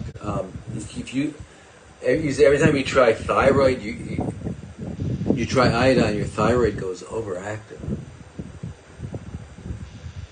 You don't have to do such high dose iodine. You have prostate cancer plus Graves. Iodine should shut off Graves. So I'm not sure they're doing this with you. I don't know. You take iodine, Graves should go away.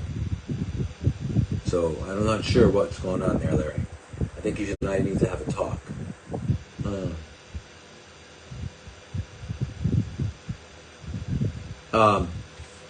So what we need to do is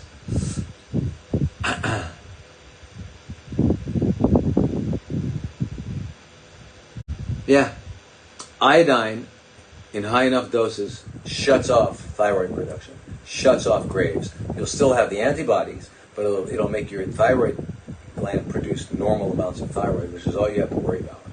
And you take the iodine for a few years, and then the antibodies will go to normal too. So I've done this with people many times. Okay.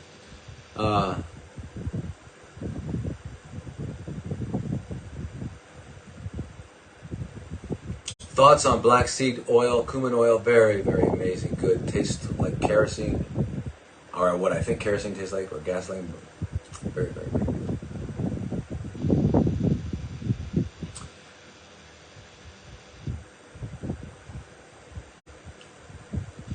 Lugol's iodine, or iodoral are the two best ways.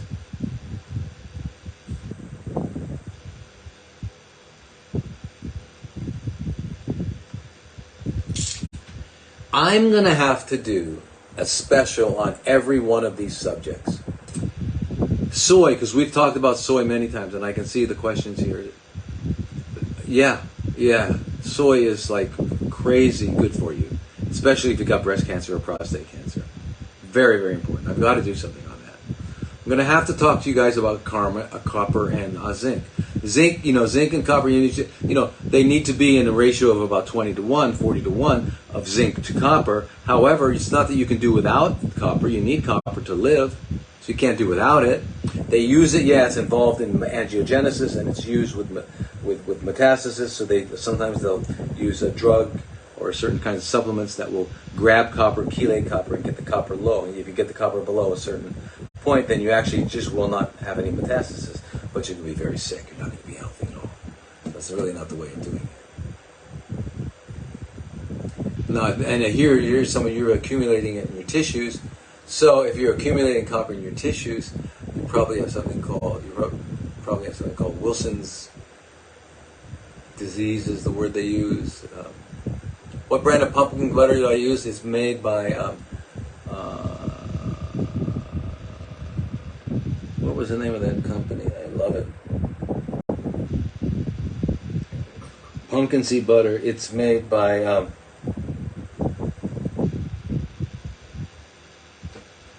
what? I said it last week, remember? You guys, everybody remember? It's called it's like ridiculously good, addicting butter. It's made by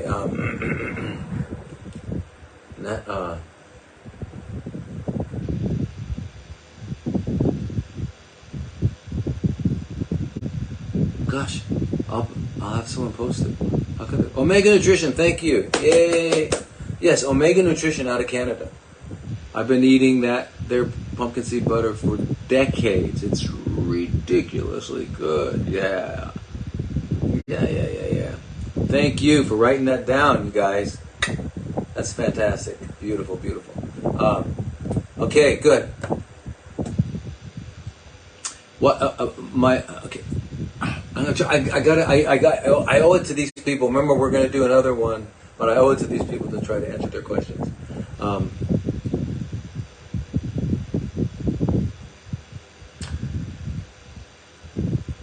So anyway, with soy is very good for breast. Yeah, it blocks the it basically acts like tamoxifen in a way, blocks the alpha receptor, binds to the beta receptor, shrinks tumors. It's very, very important. It's got all the amino acids you can need that you need.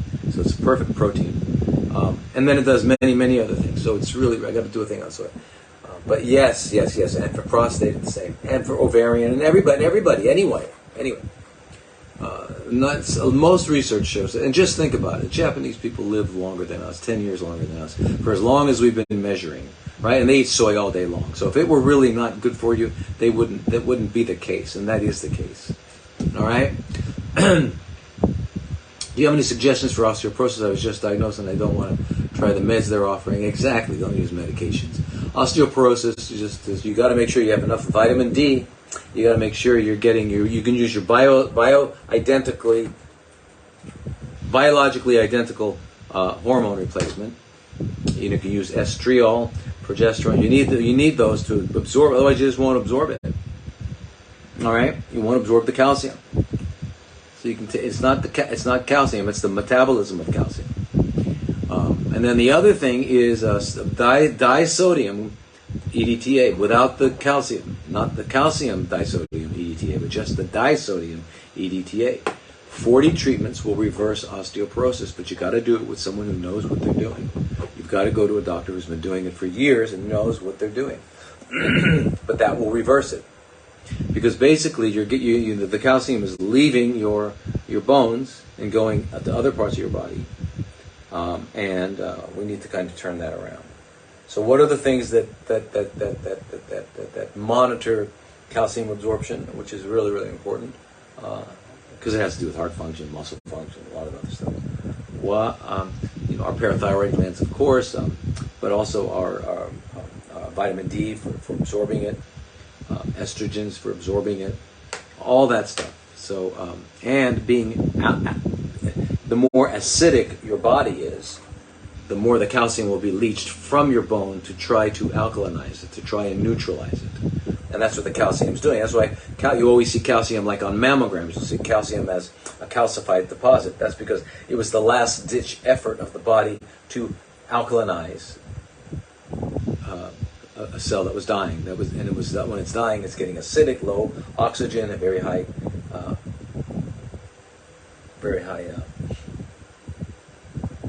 acid. So yeah, calcium is very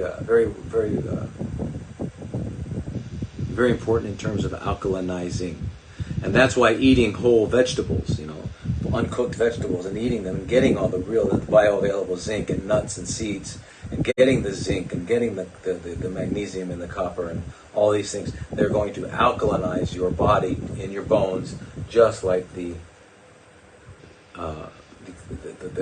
calcium does that's leached out of your bone. Right?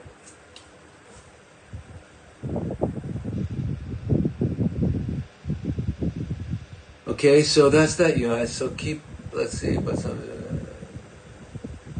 yeah, you don't need their drugs. You don't need their drugs. You got to balance your hormones. You got to balance it with someone who knows what they're doing. You got to get your vitamin D. You got to just get healthy. And balance it, and do chelation. That'll very, very good. Melanie, I was told black seed oil is high in omega-6 and causes inflammation. This is very high in omega-6, which is why it's so great. Okay, omega-6 doesn't only cause inflammation. And remember, inflammation is not a bad thing. Inflammation is necessary. Inflammation is another word for healing. Okay, so it needs to happen as much, but then you can't happen too much. So you need to have the right amounts of omega-3s and 6s. But omega-6 also is how red blood cells, is how oxygen gets into cells. So omega-6s in a cell membrane are to oxygen as insulin is to glucose. So very, very important. So omega-6 is very, very, very, very important.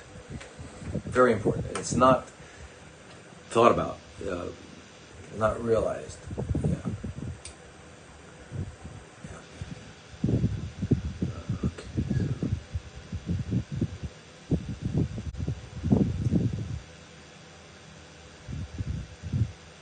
So you don't like this. When we fast, besides fresh green juice, what would be the best, spring water or distilled water? Not distilled. Yeah, spring water would be the best. Yeah. You need minerals, and you do salt twice a day too. Salt, the Himalayan sea salt, twice a day, very important. But you wouldn't want to do distilled water especially during a fast. Because it'll leach all the minerals. You need minerals. Yeah, you want to keep your minerals. They're very, very important.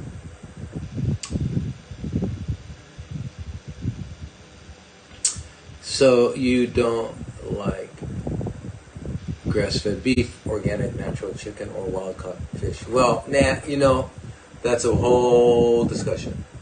It's not in our best interest to eat that way, and that's very controversial.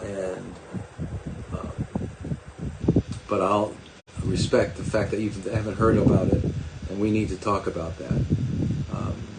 But if you're going to eat any of that you just mentioned, the grass-fed beef and the organic natural chicken, and I would eat the wild-caught fish, which sounds like the best thing you can do.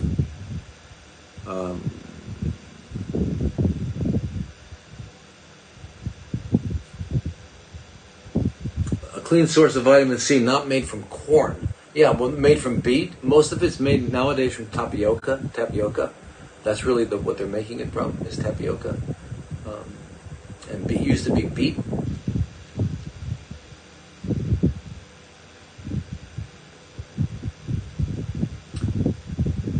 Is there a blood test we can recommend to my doctor to check estrogen receptors and progesterone level? Well, yeah, well, no. There's you do a test called the Dutch test, which is a great test, which looks at your urine, and it looks at all your metabolites. It'll find out what's going on with your estrone and your estradiol and your estriol, where they're going, how they're being metabolized. Because if they're metabolized in a certain way, they can be causing problems. Metabolized in another way, they're not causing problems. And it's really important to do. But in terms of estrogen receptors, that's just what they do. In the pathologist does that with the histology when he looks at biopsy, and you don't need to worry about that. I mean, because just to know if it's breast or ovarian or uterus or any part of reproductive, it's going to have estrogen because it's part of. Even if it doesn't have the receptors, it's still going to be responsive to it. It's still going to affect it.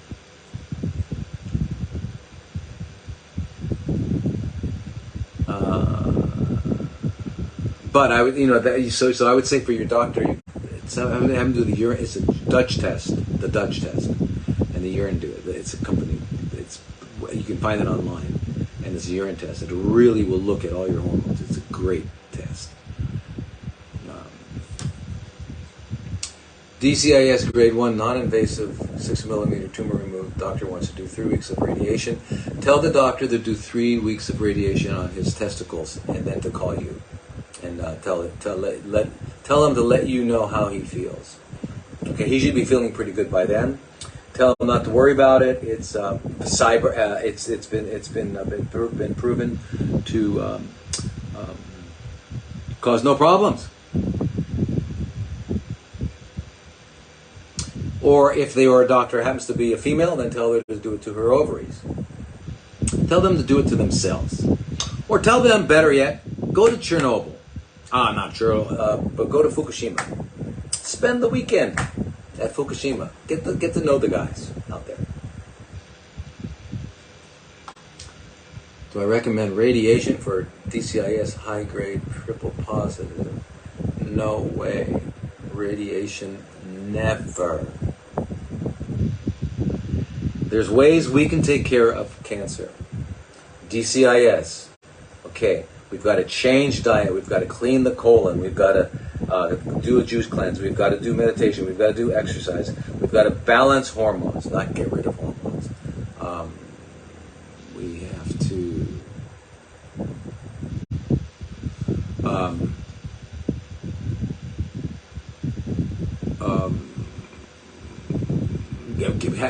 have the proper food. You have to get to sleep. All the things that you have to do. You go online, drlodi.com, look at the Stop Making Cancer video. It's good. Just follow that, right? And then, but radiation, remember, radiation is going to destroy and cause cancer. That's why the guy that's giving you the radiation is not next to you, but he's behind a lead door. That's why they carry badges that look at the accumulated radiation. It causes cancer. You don't want it. You only use it when you absolutely have to. If it's in the brain, there's certain places you have to use it. It's in the spine. It's on a bone. It's causing, but not on soft tissues, because it's going to go through. It's going to cause your lungs to have problems, your heart to have problems. It's just no. Who is the doctor? Dr. Liu. Yeah, Dr. Liu is our Chinese acupuncturist, medical doctor, herbalist in Arizona at Oasis. Yeah. And I have no videos explaining IV mistletoe or anything, which I've got to do. I got to do that. That's another one. So I got to do that. I got to do a soy video. I've got to do a mistletoe video. I've got to do a cannabis video. You guys, cannabis is very, very big deal. I got to do all of these. Right. Okay, you guys. So, what is the normal amount of TRT? What's TRT? Thyroid. What's TRT? What do you mean by TRT? TRT.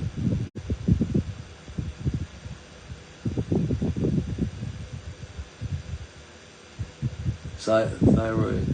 TRT. Well, Anyway, I'm not sure what that is. Test replacement.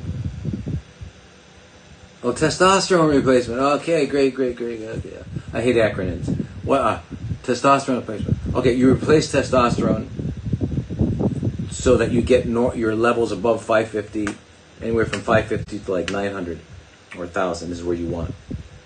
Above 550. And you can use testosterone or you can use HCG.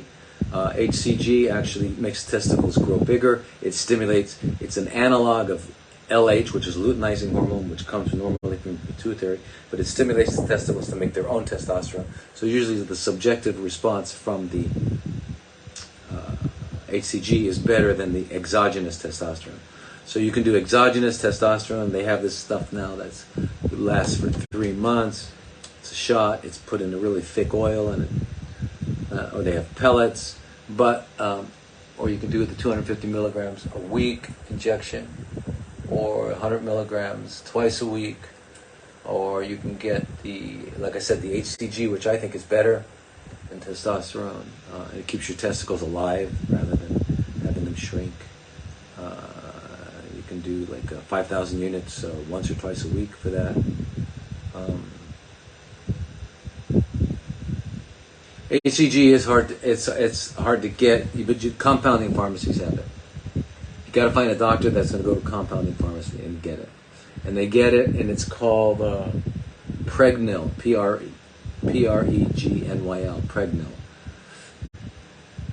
But it's very good. Works amazing. I think it's better than testosterone because it's your own. Who will write the script? That's the thing. You've got to find a doctor who you can work with that'll write your script. That is the thing. And there's so many clinics that are open for men now that I've seen. So many. I mean, it's become, wherever there's money to be made, there'll be guys flocking around making money. So believe me, it's a money maker. Also, people go online and they get it, and I don't know where they get it from, but you can, a lot of people get things online. Like here in Thailand, almost everybody gets things online. You can also go to drugstores here and get stuff, but I'll go online and look for it. You can get growth hormone, you can get all kinds of stuff. That's the other thing too, with testosterone starting to go down. I think it's best to start with HCG, get things like that moving. You can also use spironolactone in low doses. There's a lot of things you can do. The average age for puberty for boys, it changes. But 12, 13, 11, 12, 13 is what it has been for a long time. It's starting earlier and earlier now because of all the stuff they're doing to our food supplies. It's getting worse and worse and worse, but we all know that. Anyway, it's after 9 o'clock, you guys. So fantastic today. Fantastic. Thank you, everybody, for coming, and thank you for hanging in there and listening to my babbling. I know I babble, but that's me. I can't help it, and shock and ha-ha. Remember, shock and ha-ha. That's what we got to do. So let's have a fantastic week, and I'll see you guys next week on these platforms, okay? So sawadee kap, namaste, and aloha to everybody. Have a great week.